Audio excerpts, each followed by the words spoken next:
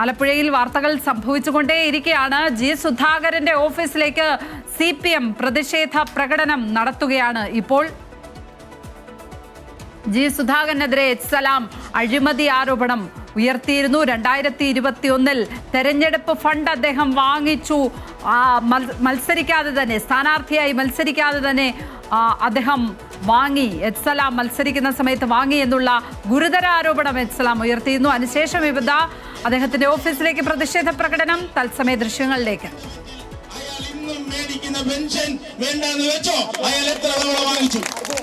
എത്ര വർഷം വാങ്ങിക്കുന്നു പറയണം. ഞാൻ CPM മെമ്പർഷിപ്പ് പുതുക്കിയില്ല, അതുകൊണ്ട് CPMന്റെ ഭാഗമായി എനിക്ക് കിട്ടിയ ആനുകൂല്യങ്ങൾ ഞാൻ വേണ്ടെന്ന് വെക്കുന്നു, റദ്ദ് ചെയ്യുന്നു എന്ന് പറയണ്ടേ, പത്രക്കാരോട് പറയണ്ടേ? അതല്ലേ ഒരു ആദർശം. അപ്പൊ അതൊന്നുമല്ല ജി സുധാകരന്റെ മുന്നിൽ. കമ്മ്യൂണിസ്റ്റ് പാർട്ടിയെ തകർക്കണം, കമ്മ്യൂണിസ്റ്റ് പാർട്ടിയുടെ നേതൃത്വം മോശമാണെന്ന് പറയണം, കമ്മ്യൂണിസ്റ്റ് പാർട്ടികളിലെ അണികളായിട്ടിരിക്കുന്ന സഖാക്കളെ കള്ളക്കേസിൽ കൊടുക്കണം. ഇന്നലെ എന്ത് തോന്നിയാസാണ് ആ നീർക്കുന്ന സ്കൂളിൽ ഇയാൾ പോയി നടത്തിയത്?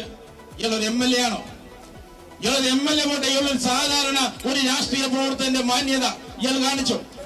ഇയാളെന്ന് പറഞ്ഞാൽ ഈ കർക്കിടക മാസത്തിലെ ചൊറിയൻ തവളയെ പോലെ ഇയാൾ ഇറങ്ങിയേക്കാണ്. ഓരോ സ്ഥലങ്ങളിൽ ചൊറിയൻ തവള ഇരിക്കത്തില്ല, അതുപോലെ ചെല്ലുകയാണ്. അവിടെ ഇരുന്നുകൊണ്ട് വള വള എന്ന് പറയുക, അതിന് പറ്റിയ പരുവത്തിൽ വാർത്ത സെറ്റ് ചെയ്ത് ഇടതുപക്ഷത്തിനെതിരായി എല്ലാ ദിവസവും വിടുകയാണ്. ഇയാള് ഞങ്ങളെ ഒരു ചുക്കും ചെയ്യാനില്ല. സുധാകരൻ, നിങ്ങൾ മനസ്സിലാക്കേണ്ടതാണ്, നിങ്ങളൊരു തെരഞ്ഞെടുപ്പിൽ ജയിച്ചു, അതോടുകൂടി ലോകം അവസാനിക്കുമോ? Communist party ഇല്ലാതാകുമോ? ഈ കമ്മ്യൂണിസ്റ്റ് പാർട്ടിയുടെ പ്രവർത്തകരുടെ ആത്മവീര്യം തകർക്കാൻ പറ്റുമോ? നിങ്ങൾക്ക് ചെയ്യാൻ കഴിയുന്നത് ഞങ്ങളെ ആക്ഷേപിക്കലാണ്. അത് ആർക്കു വേണ്ടിയാണ്? അത് UDFനും BJPക്കും വേണ്ടിയാണ്. Big TV, without fear or favor.